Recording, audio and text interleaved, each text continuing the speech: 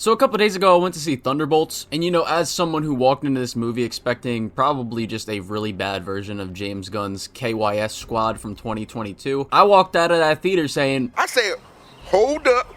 Wait a minute. that was a damn good movie. And I mean, who would have thought that a bunch of characters that almost nobody under the sun really gave a shit about would come in and be like one of the only great MCU projects since Guardians 3 and Deadpool and Wolverine? Now, I don't think this movie is perfect, but my problems are not even nearly enough to overshadow the fact that this movie was genuinely great in the slightest. My only issues with this movie was some of the plot armor in the beginning of the movie for pretty much all the characters. And not only fight scenes, but also there's a scene where they're all about to get, spoilers by the way. There's a scene where they're all about to get incinerated, and for some dumbass reason, the main villain lady has like a timer on it instead of just, doing it instantly, and then she also leaves a power source for the thing that stops one of them from getting out inside the very room that they're standing in. It was pretty dumb, but my other issues would be, I wish there was some of like more exploration with Valentina's character. We get one flashback scene which, kind of explores why she's doing what she's doing. I also don't know why, like, other heroes like War Machine and Sam Wilson weren't called by Bucky. I swear we have not seen War Machine since Secret Invasion, where we learned that he's been a Skrull for however long, and we just haven't gotten shit with that character. And before I move on from that specific criticism, I do gotta say, this movie actually surprised me with how well it actually handled the fact that other heroes aren't here compared to, other MCU projects. I mean, I honestly don't care that any New York-based superheroes like Spider-Man or Daredevil don't show up in the final act, because I could easily assume in good faith that the Void just sucked them up. And it's pretty funny that, Daredevil show they did this worse than the Thunderbolts movie. That's just pretty funny. We're gonna take this city back, Karen. Where we start? We need an army. Oh my God, bro. Oh, hell no, man. What the fuck, man? Get your ass on, boy. You get your goddamn. But obviously, it doesn't mean it was handled perfectly, because I still find it weird, again, that Bucky never tries to contact War Machine or Sam Wilson when he knows that this group of doofuses are about to fight something potentially very dangerous. And obviously, War Machine is the most powerful person that he could have contacted, probably. Oh wait, that's not even true, because, Hulk is still around. He was there in She-Hulk, and Thor should still be around, I'm pretty sure, right? I don't know. I've lost track with this stupid-ass universe. But my final problem with this movie, and this will lead into my favorite thing about this movie as well, was just wanting to see some more of the other characters, like, in the groups, like, most traumatic moments, like we saw with, like, Yelena, for example. Like, Bucky, Ghost, and Red Guardian, they make it clear that Yelena is the main character, and the other members of the Thunderbolts aren't as much of the focus in terms of getting their character explored, but all the characters share a universal, like, internal conflict that's still different from one another, but it still has the same general basic concept, because the big theme of this movie is depression and all the things that come along with that. Now, I think everyone has felt depression in some way, shape, or form. For some, it comes and goes, and for others, it's a struggle that impacts their lives far more often. All the characters are struggling with the fact that their traumatic past has left them in a place where they either don't care anymore, they feel lonely, they don't think they can improve, they think they're not good enough, or with some of the characters like Yelena, it's a mixture of all or some of those things. Like, there's a great moment in the beginning of the movie where Bob is down on himself and Yelena just tells him to take all that pain and push it way down. And this, at the very least, is relatable for me, because in doing this, you can lead yourself into moments in your life where you just snap over something that may not even be that big of a deal, or in the act of pushing all those things down, and another really traumatizing thing happens in your life, you may lose yourself completely or just become a different person. And another thing about this is how Bob has a faulty memory, and this is a response to trauma, because when you do go through a lot of traumatic stuff in your life, you start to try and make your brain just forget about stuff as a way of protecting yourself. And there's other moments that string from this very thing, like where people like Bob, John Walker, Red Guardian, Yelena act like they have everything figured out, and they, put up this mask to act like everything is okay. Like when Bob just laughs everything off, or Yelena acts like a goofball when doing horrible things, or when John acts like he has a loving wife and kids to go home to, just to make himself seem better than the others, or when Red Guardian tells Yelena that everything is going great before shortly admitting that his life just sucks. People put up these masks to hide what they're going through or how they truly feel, and that in and of itself can be draining. And there's a scene at the end of the movie where Bob is literally and figuratively fighting himself, fighting all the feelings he's held in and pushed down. And just right before this, he was just pretending it's all good, as we see him getting, physically and verbally abused as a child in the scene where him and Yelena are in the attic and he's looking down in the floor below with his dad. But when, Bob starts fighting the shadow version of himself, we see the cracks come through. And speaking of shadows, this is something I've talked about in previous videos, so I'll just play a clip from one of that. But Arthur does know that there's no separate personality. He knows he's not fucking Moon Knight, which is why he feels depressed in the beginning of the movie, and it's why he admits it later later in the movie. He does, however, know that there's a part of himself that he hid from society, and there's the shadow part of himself that wanted all those people to die. The shadow is in reference to Carl Jung's psychology, and the shadow is the dark side of someone's personality. It's like a making of thoughts, feelings, traits, and behaviors that we aren't aware of or refuse to be aware of within ourselves. What we hate about ourselves, or trauma that we may have repressed psychologically, is something that we can project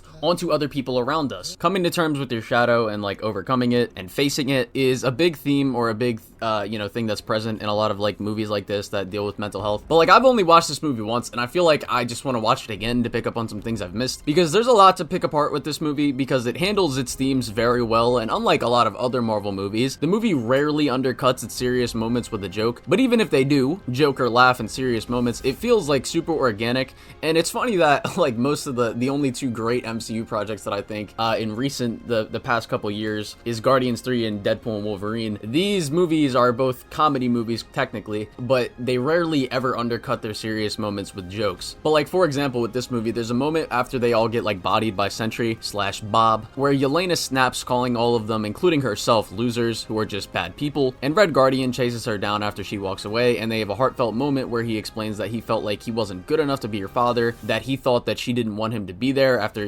she expresses that she was mad at him for, never contacting her or being there, and she tells him that she feels so alone, that all she does is do these terrible things. She sits and look at her phone waiting to do the next terrible thing over and over again, as she has drinking problems as well, thinking about the things that she's done in her past that were also terrible. And Red Guardian comforts her by saying we've all done terrible things, but essentially says we don't have to be our mistakes. We've all done something bad. We all have a good person in us, and that's what he sees when he looks at Yelena. And Yelena laughs and says that was actually pretty good as she cries. It's like, yeah, there's a joke in this moment, but it feels so organic, not just with her character, but I mean, like, I've done something similar in moments like this where, you just kind of laugh something off seriously as you're like crying about it. And the jokes in this movie just land in general, I think. Like, there wasn't really a joke in this movie that I remember right now that at least didn't make me smile. But before I wrap this up, a couple more things I want to talk about are John Walker and Bucky. First, to talk about John Walker, I thought his character was really solid in this movie. I didn't particularly enjoy him that much in Falcon and Winter Soldier, even though I think he was the best character in that show. But then again, there wasn't much to enjoy about that show in general, because, it kind of sucked. Terrorists only set us back a bit.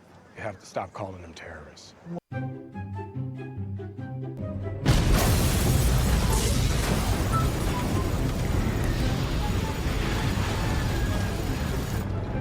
There were still people in there.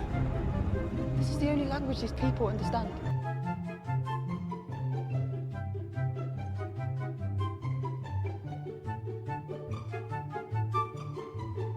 You've got to do better, Senator.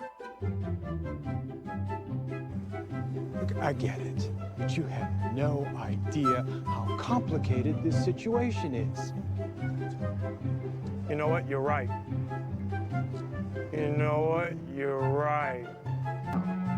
Then shut up. But in that show, he was someone who like wanted to be a hero. He was trying to live up to the mantle of Captain America, even though everybody's doubting him. But as shit got increasingly worse with, people doubting him and trying to bring down his name, Sam and Bucky not helping exactly with that, you see his mental state just start to deteriorate with it. And to start the movie, you can tell he's just kind of lost that care to be good. Like, it's still in there, obviously. We see it come out as the movie continues. But after the events of Falcon and Winter Soldier, he's constantly thinking back to his mistakes, reading articles about his failure to be Captain America, not paying much attention to his wife and son, and this leads them to leaving him as he continues to be, Valentina's lapdog, just like Yelena, and just like the other characters. None of them are completely bad. Like Ghost, for example, she makes it seem like she doesn't care and that she's content with being a bad person. But as the movie progresses, we see both of them have a good person in them that was never really gone, but just kind of lost due to traumatic events in their lives. And then to move on to Bucky, I really like what they did here with him. Now, he doesn't get that much character work in the movie, but I mean, like, he was the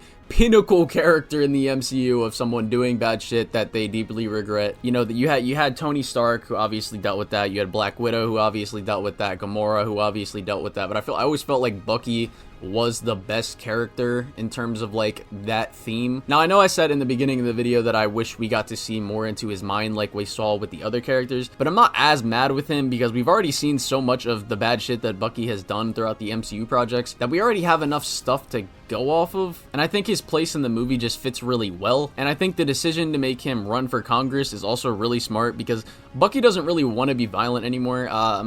I don't remember Falcon and Winter Soldier the best, but that was a part of his character in that show. He wanted to kind of leave that behind and, you know, atone for his mistakes, and he doesn't want to be seen as like the Winter Soldier anymore. But he's pushed to a point in this movie where that person has to come out in order to get the job done. Again, his focus in this movie isn't massive by any means, but I really liked his inclusion, and he fits really well into the themes that it's exploring. For some final things to wrap up my thoughts on this movie, I thought the music was great, the acting was amazing, probably one of the best acting performances in the MCU, and I'm talking about Florence Pugh. Everybody else was great as well, but like Florence Pugh in this movie, goddamn, she was great. I thought the pacing was really well done. There's never really a dull moment in this movie where I was kind of just being like, all right, can we move it along? But yeah, with that said, I think this movie is great. If this movie was available in decent quality online right now, I could have made a more in-depth video about the things I liked about it, but as it stands, I give the movie an 8 out of 10, and the next time I watch it, it could even be a 9 out of 10. I think this is better than most MCU projects, and it's, again, I think it's the best thing to come out since Guardians 3 and Deadpool and Wolverine, and even those movies are very far apart from each other, and the MCU has had like, I don't know, 8 projects that have come out in between, or like Guardians, and now it's just, but I was pleasantly surprised with how much I enjoyed this movie. Let me know what you thought of the movie in the comments. Let me know what your favorite things about it was. I thank you all for watching, and yeah.